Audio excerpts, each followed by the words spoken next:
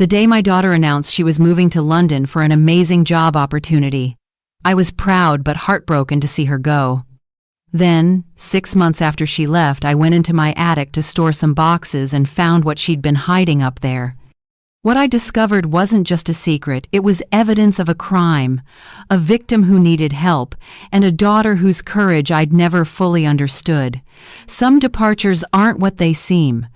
Before I tell you about what I found in my attic, I need to tell you about my daughter Claire and the person she'd always been, because understanding who she was makes what she did even more remarkable. Claire was my middle child, born between my two sons, Marcus and Trevor. Where her brothers were loud and energetic, Claire was quiet and thoughtful. She'd spend hours reading in her room, drawing pictures, writing stories in notebooks she kept private. She was gentle and sensitive, the kind of child who cried when she saw hurt animals and brought home stray cats she found in the neighborhood. Claire was also deeply empathetic. She felt other people's pain almost as if it were her own. When her friend's parents got divorced in 5th grade, Claire was so upset for her friend that she had nightmares for weeks. When she saw news stories about suffering natural disasters, wars, injustice, she'd be affected for days, unable to stop thinking about the people involved. I worried about Claire sometimes, wondered if she was too sensitive for this harsh world. Her brothers would tease her gently for being so emotional, and she'd retreat to her room rather than defend herself. Her father, Henry, would tell her she needed to toughen up, that the world would eat her alive if she didn't develop a thicker skin. But I saw her sensitivity as a gift, even if it made life harder for her. The world needed people who felt deeply, who cared about others' suffering, who couldn't just ignore injustice and pain. As Claire grew older, her empathy manifested in her choices. She volunteered at the animal shelter every weekend. She tutored struggling students at her school for free. She organized fundraisers for various causes, disaster relief, homeless shelters, organizations fighting human trafficking. That last one became particularly important to Claire when she was in high school. She'd learned about human trafficking in a social studies class, about how people, especially women and children, were forced into labor or sexual exploitation. The topic had affected her deeply, and she'd thrown herself into learning everything she could about it. Claire wrote her college application essays about wanting to work in social justice, specifically helping victims of trafficking and exploitation. She got into a good school with a scholarship and majored in social work with a minor in criminal justice. During college, Claire volunteered with organizations that help trafficking survivors. She worked crisis hotlines. She did internships with nonprofits that provided services to vulnerable populations. She was passionate and dedicated, channeling all that empathy and sensitivity into concrete action. After graduation, Claire got a job with a social services agency in our city. She worked with at-risk youth and families in crisis. The work was emotionally draining and didn't pay well, but Claire felt like she was making a difference. She'd come home exhausted but fulfilled, telling me about the families she'd helped, the kids she'd connected with resources, the small victories that kept her going. Claire dated occasionally but never seriously. She said she was too busy with work to focus on relationships. She lived in a small apartment about 20 minutes from my house and came over for dinner at least once a week. We were close, or so I thought. She told me about her work, her friends, her frustrations with the bureaucracy that often got in the way of helping people. Then, when Claire was 28, things started to change. She became more withdrawn, more anxious. She'd cancel our dinners more frequently, always with last-minute excuses about work emergencies or not feeling well.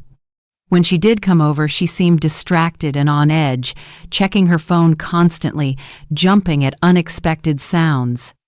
I asked her multiple times if something was wrong. She'd assure me everything was fine, just stress from work.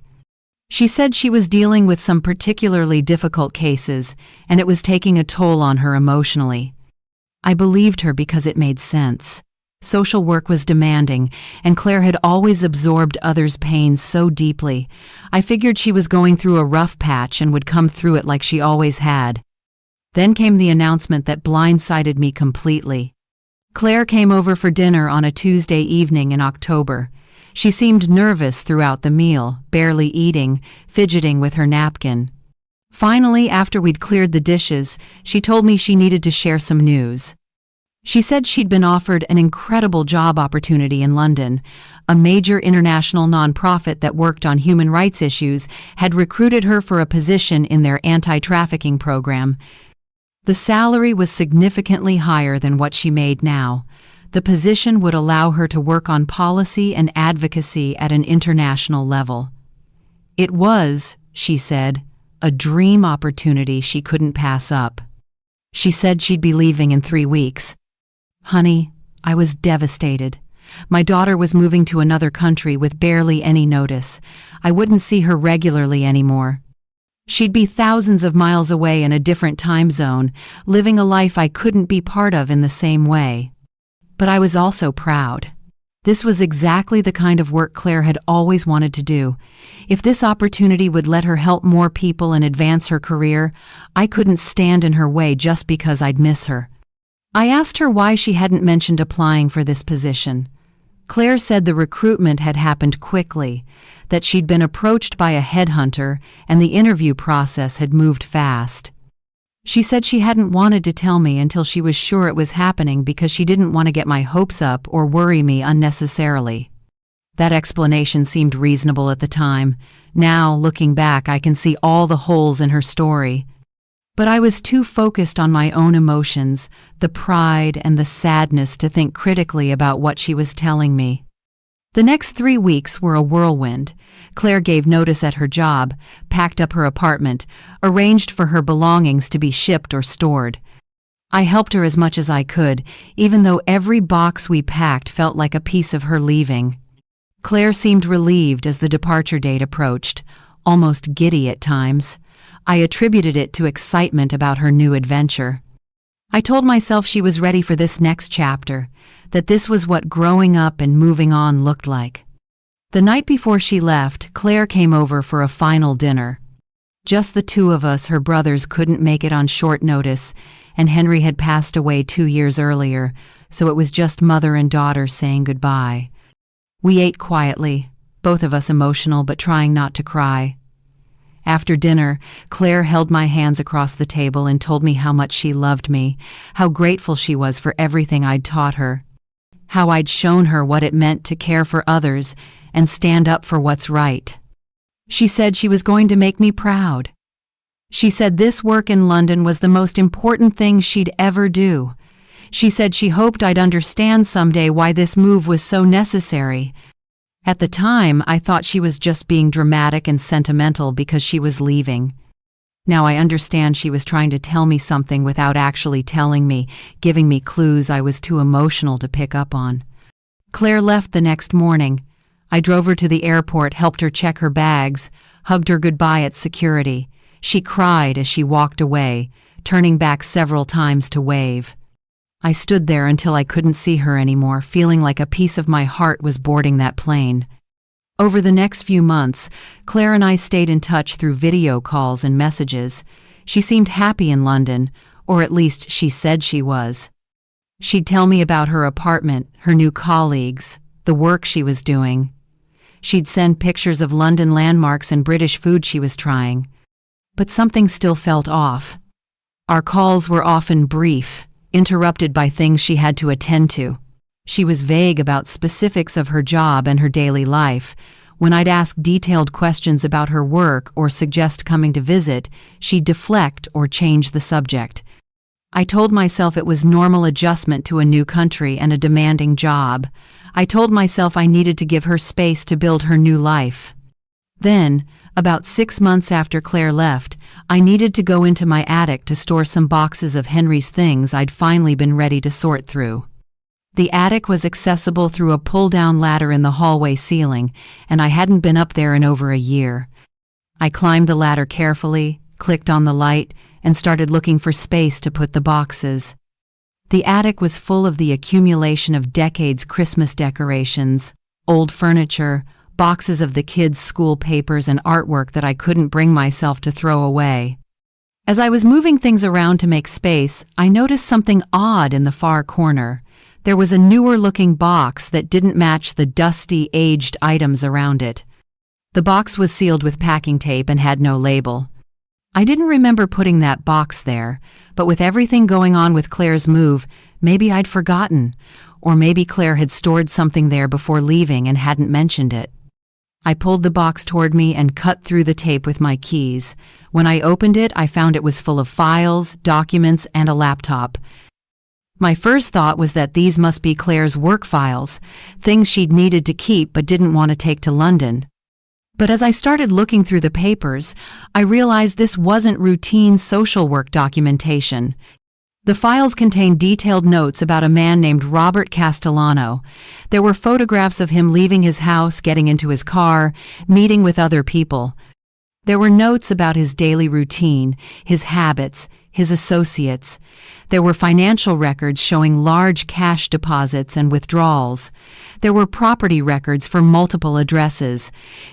There were also files on other people, several women and a few young people who appeared to be teenagers. Each file had photographs, notes about where they'd been seen, observations about their behavior, and apparent state of mind. Some of the notes described the individuals appearing scared, malnourished, or injured. Honey, my hands started shaking as I realized what I was looking at. This wasn't social work documentation. This was surveillance material. Claire had been conducting what looked like a private investigation of this Robert Castellano and the people around him. I opened the laptop, which thankfully wasn't password protected. What I found on it made me understand everything. Claire had created detailed files documenting what she believed was a human trafficking operation run by Robert Castellano. The evidence was extensive photographs, videos, testimony from victims she'd interviewed, financial records showing money laundering, communications between Castellano and his associates. Claire had documented how Castellano recruited vulnerable young women, promising them legitimate jobs or opportunities, then trapping them in situations where they were forced into prostitution or domestic servitude. He used threats, violence, and debt bondage to control them. He moved them between different properties to avoid detection.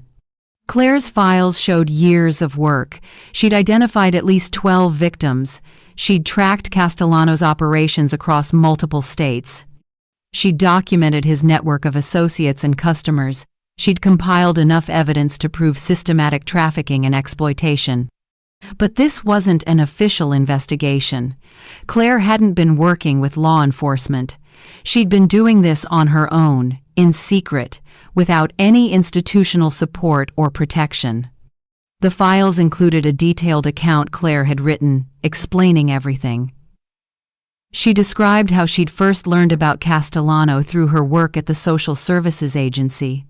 One of the young women she'd been helping had mentioned being trapped by a man who fit Castellano's description. The woman had been too terrified to go to the police, but she'd shared enough details for Claire to start investigating. Claire had discovered that Castellano was connected to local law enforcement.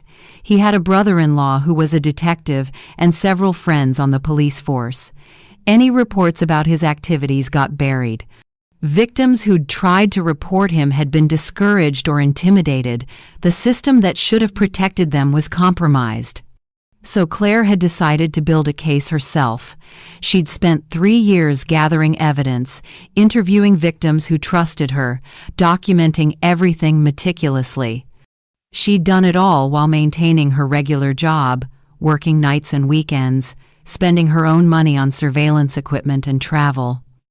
The account explained that Claire had eventually compiled enough evidence to take to federal authorities the FBI had jurisdiction over human trafficking cases and wouldn't be compromised by Castellano's local connections. She'd been preparing to submit everything when something had changed. Castellano had found out someone was investigating him. Claire didn't know how. Maybe one of the victims had been forced to reveal information, or maybe he'd noticed the surveillance. But he'd started looking for whoever was gathering evidence against him. Claire had realized she was in danger. Castellano had threatened and harmed people before. If he identified her as the investigator, she'd become a target. She'd also realized that the evidence she'd gathered needed to be preserved and protected. If something happened to her before she could submit it to the FBI, everything she'd worked for would be lost, and the victims would never get justice. So Claire had made copies of everything digital and physical and hidden them in multiple locations. One set was in my attic. She'd figured it was a place Castellano would never think to look, and if anything happened to her, I'd eventually find it. The account continued, explaining that Claire hadn't actually moved to London for a job. That had been a cover story. What she'd actually done was submit her evidence to the FBI, agree to cooperate as a witness, and enter witness protection until Castellano could be arrested and prosecuted. The FBI had wanted to move quickly once they received the evidence. They'd worked with Claire to verify the information, identify the victims who might be willing to testify, and build a case against Castellano and his network. But they'd also recognized that Claire was at risk. Once they started making arrests, Castellano would know someone had provided extensive evidence against him. He'd come after Claire if he could find her. The witness protection program would keep Claire safe until after the trial, and possibly permanently if the threat remained after Castellano's conviction. Claire's account ended with a message to me. She wrote that she was sorry for lying about London, but she couldn't tell me the truth without potentially putting me in danger. She wrote that she knew I'd be hurt and confused, but she hoped I'd understand why she'd done what she did. She wrote that she'd hidden this evidence in the attic as insurance. If the FBI case somehow fell apart, or if something happened to her, she wanted me to find it and take it to the media or to federal authorities who weren't involved in the initial case. She wrote that she loved me and that everything I'd taught her about caring for others and standing up for what's right had led her to do this work. She wrote that she hoped I'd be proud of her. I sat in my attic, surrounded by the evidence of my daughter's incredible courage, and I cried. Not tears of sadness, but tears of overwhelming pride, mixed with terror for what she'd faced and might still be facing. Claire hadn't moved away for a job. She'd built a case against a dangerous criminal, risked her own safety to help trafficking victims, and was now in hiding to stay alive long enough to see justice done. I climbed down from the attic and immediately called Claire's number. It went straight to voicemail, the same voicemail I'd been getting for weeks whenever I tried to call. I'd assumed she was just busy or in meetings. Now I realized her phone had probably been disconnected as part of her new identity in witness protection. I tried to think rationally about what to do. Claire had left this evidence as a backup, which meant she didn't want me to do anything with it unless her primary plan failed. If I contacted the FBI or went to the media now, I might somehow compromise her safety or the case she'd helped build. But I also couldn't just sit on this information, not knowing if Claire was safe, not knowing what was happening with the case against Castellano. I called my attorney and explained the situation, that I'd discovered evidence my daughter had compiled, that she appeared to be in witness protection, that I needed guidance on how to proceed without endangering her. My attorney contacted the FBI on my behalf. After some back and forth, they initially wouldn't confirm or deny anything. I was eventually connected with the agent handling the case. The agent, a woman named Sarah Martinez, met with me at my home 2 days later. She couldn't tell me much due to confidentiality and security concerns, but she confirmed the basics of what I'd read in Claire's account. Yes, Claire had submitted extensive evidence of a trafficking operation. Yes, arrests had been made. Castellano and 6 associates were in custody. Yes, Claire was in witness protection and would remain there until after the trial, which was scheduled for 8 months from now. Agent Martinez said Claire was safe and doing well under the circumstances. She said Claire had been extraordinarily brave and that her evidence was going to help put away dangerous criminals and free the victims they'd been exploiting. I asked if I could contact Claire. Agent Martinez said that wasn't possible yet, that the protocols of witness protection required complete separation until after the trial. But she said she'd pass along a message that I'd found the evidence in the attic and that I loved her and was proud of her. Over the next months, I followed the case as much as I could through news reports. The trial was covered extensively. Robert Castellano and his associates were charged with human trafficking, forced labor, conspiracy, money laundering, and various other crimes. The prosecution presented Claire's evidence, though she was referred to only as Witness A in all the public proceedings. They brought in some of the victims who were willing to testify.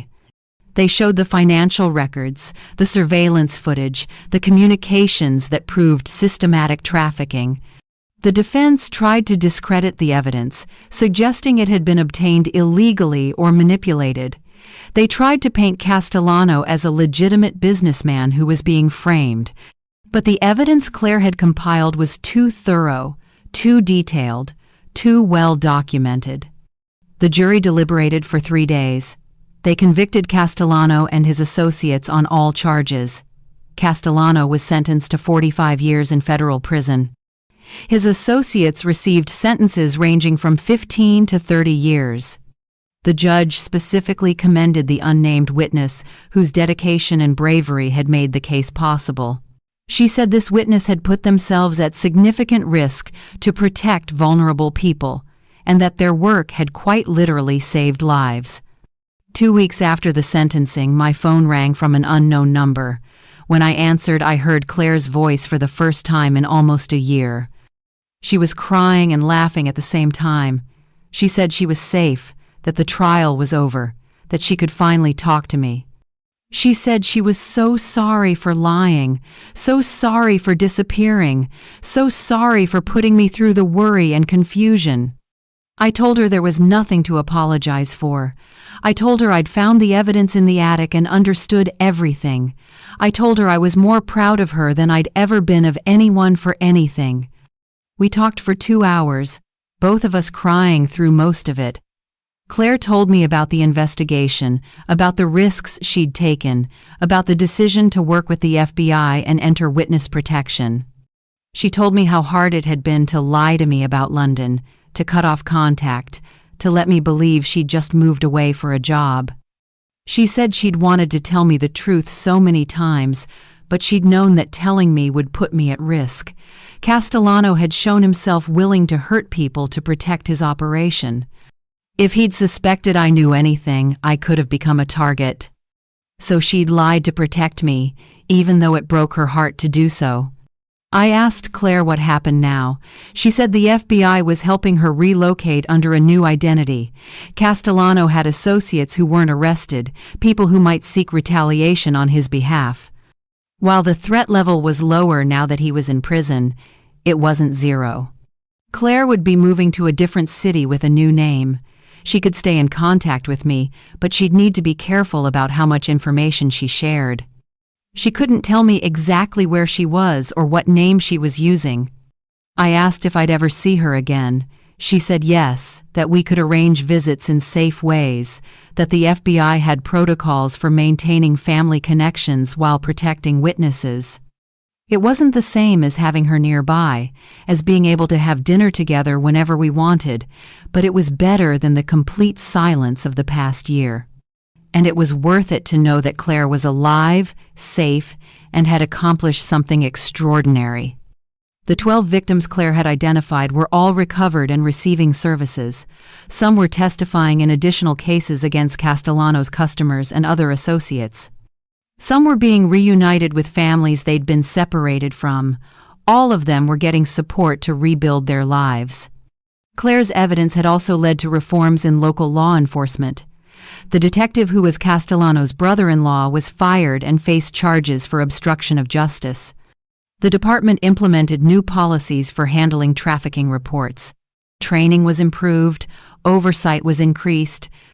Lives were saved and changed because my daughter had seen injustice and couldn't walk away. Because she'd used her empathy and sensitivity, the traits I'd once worried made her too vulnerable for this harsh world to fuel years of dangerous, painstaking work. Now, let me tell you what I learned from all of this, because there are important lessons here. First, People you love may be fighting battles you know nothing about. Claire was conducting a dangerous investigation while I thought she was just stressed about work. She was facing threats while I thought she was just busy. She was making incredibly brave choices while I thought she was just living her normal life. Second, sometimes lies are acts of love. Claire lied to me about London to protect me. She maintained that lie even though it hurt her to do so. Not all deception is malicious. Sometimes it's the only way to keep someone safe. Third, sensitivity and empathy are not weaknesses. I'd worried about Claire being too sensitive, too affected by others' pain. But those traits drove her to take action when others would have looked away. Her empathy made her see the victims as real people deserving of help, not just as cases or statistics. Fourth, justice sometimes requires extraordinary courage. Claire spent 3 years gathering evidence against a dangerous man with connections to law enforcement. She risked her safety, gave up her life and identity, all to help people she didn't know but couldn't abandon. Fifth, the systems that should protect victims sometimes fail. Claire had to investigate Castellano herself because the legitimate channels were compromised. That's a failure of the system, and it put civilians like Claire in the position of doing dangerous work that should have been done by protected professionals. And finally, honey, sometimes people leave not because they want to, but because they have to. Claire didn't want to move away from me. She didn't want to cut contact or lie about where she was going. She did it because it was the only way to protect both of us while completing work that mattered more than her comfort or our relationship. Claire is living somewhere in the United States under a new name. We talk on the phone regularly, using secure methods the FBI set up. We've managed a few visits, arranged carefully to protect her location. It's not the same as before, but we've adapted. She's working in social services again under her new identity, helping vulnerable populations, continuing the work she's always been called to do. She says she doesn't regret her decision to investigate Castellano, even though it cost her the life she'd built. The 12 victims she helped rescue are rebuilding their lives. Some have reached out to Claire through the FBI to thank her. One young woman wrote that Claire had saved her life, that without Claire's intervention, she wouldn't have survived another year in Castellano's operation. That letter made Claire cry for days, but they were good tears. She said it affirmed that everything she'd sacrificed was worth it. As for me, I think about the box in my attic often.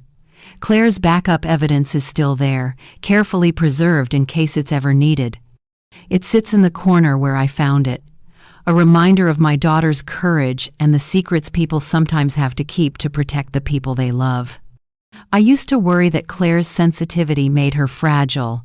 I know now that it made her strong in ways I never imagined. She felt others' pain so deeply that she couldn't ignore it, couldn't walk away, couldn't accept that nothing could be done.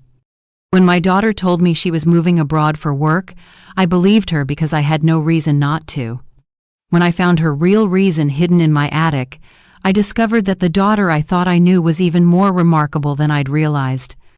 She didn't move away for a job.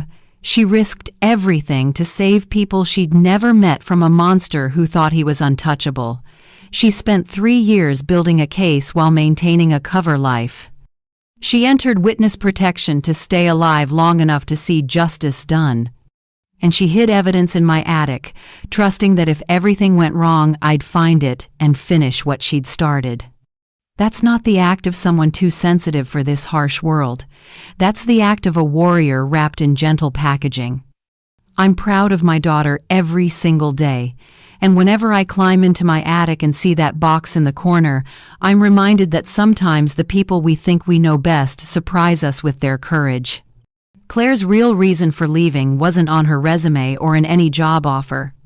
It was in the files hidden in my attic, evidence of a heroism that most people will never know about because protecting that secret keeps her alive. Some secrets are meant to be found, honey. And finding this one showed me that my daughter wasn't running toward a new opportunity, she was running toward justice, risking everything to help people who had no one else fighting for them. That's a legacy worth more than any career abroad could ever be. If this story touched your heart, take a moment before you scroll. Hit that like button, subscribe, and share this story with someone who believes that courage isn't about fighting for yourself, it's about fighting for others when no one else will. This isn't just a story about a mother and her daughter, honey. It's a story about sacrifice, secrecy, and the quiet bravery it takes to do what's right, even when it costs you everything. Claire didn't move away to chase a career. She walked straight into danger to protect people who couldn't protect themselves. That's not just courage, that's purpose. Tell me in the comments, what would you have done if you discovered your child's secret mission hidden in your attic? Would you be angry about the lies or proud of the strength it took to tell them? I want to hear your thoughts because every time one of us speaks up, we honor people like Claire, who risk everything so others can be free. Every like, every comment, every share keeps these true emotional stories alive, stories about love, loss, and the extraordinary strength that hides inside ordinary people. When you subscribe and turn on the notification bell, you're not just joining a channel, you're joining a community that believes empathy is power, that truth still matters, and that no act of courage ever goes unseen. Some stories remind us that even when the world feels dark, there are people out there, mothers, daughters, quiet heroes who carry the light for the rest of us. So don't just listen, honey. Be part of the light.